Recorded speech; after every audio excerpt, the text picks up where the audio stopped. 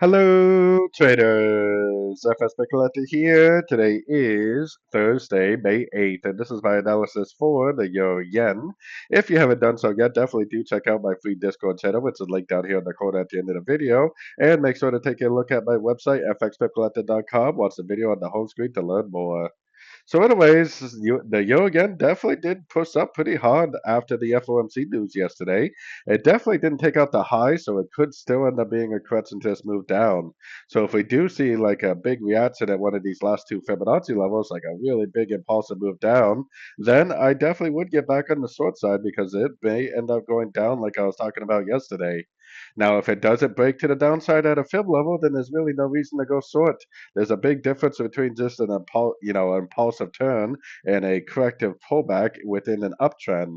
So if it just makes like a little bounce and then just keeps on making high, low, high, low, high, low, high, low, then just keep on looking for longs every single chance you get.